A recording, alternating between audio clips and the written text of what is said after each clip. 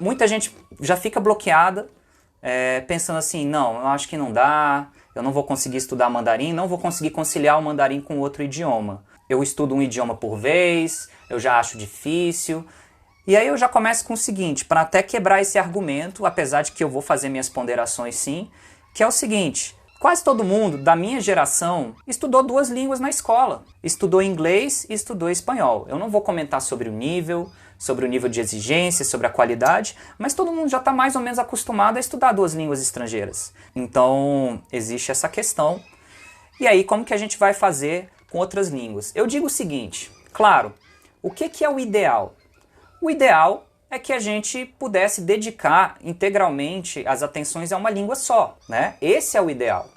Só que o que acontece é o seguinte, nós estamos numa época de multitarefas, principalmente em tempos de pandemia, então a gente fica em casa, então a gente faz várias atividades de uma vez só, às vezes pode ser exaustivo, às vezes pode ser não, tem pessoas que são mais organizadas, outras menos, mas fato é que a realidade atual das coisas como elas são, o mundo como ele é, exige da gente essa necessidade de fazer várias coisas ao mesmo tempo, de trabalhar várias competências ao mesmo tempo, e eu acho que todo mundo já está mais ou menos acostumado com essa questão. Então assim, claro, se você pudesse só estudar inglês na sua vida, dedicar exclusivamente para o inglês, ou espanhol, ou mandarim, esse seria o ideal.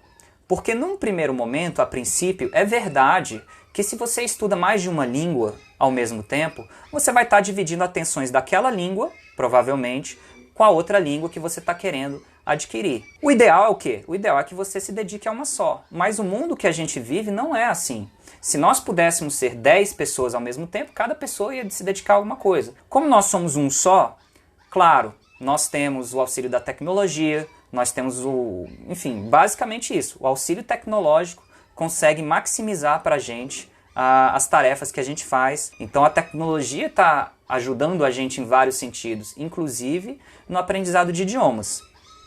Então a gente tem que fazer mais ou menos mesmo, posso dizer, quem sabe, das tripas o coração, para poder estudar mais de uma língua ao mesmo tempo. Como eu falei, nos tempos de escola, a gente já estava acostumado a fazer isso. Então assim, você adquirir o mandarim, você começar a estudar o mandarim, não tem nenhum problema com nenhuma outra língua que você já venha estudando, que provavelmente estuda.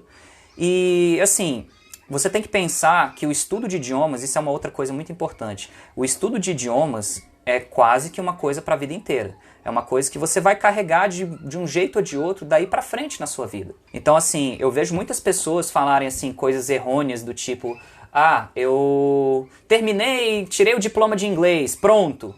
De forma alguma. Você não termina de estudar inglês, isso é um engano terrível de alguém que pensa que assim, tirou o certificado, terminou o curso naquelas escolas de inglês, até tradicionais e tal, pronto, não preciso mais estudar inglês, vou largar, jogar isso fora, porque isso já está adquirido.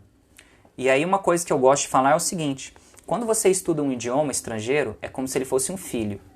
Então o que a gente faz com um filho? A gente tem um filho, ele nasce, nós temos que cuidar dele, nós temos que alimentá-lo, nós temos que dar atenção, nós temos até que dar carinho, né? No sentido do idioma, claro, uma criança, mas até para o idioma a gente tem que lidar com aquilo com carinho. Você tem que ver ele crescer e se desenvolver.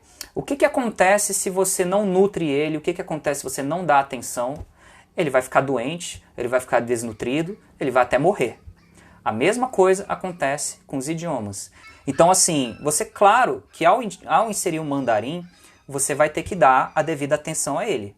Você não pode simplesmente estudar um dia agora e aqui daqui 2 semanas você pega no livro de novo, dá uma olhadinha e no próximo mês olha de novo.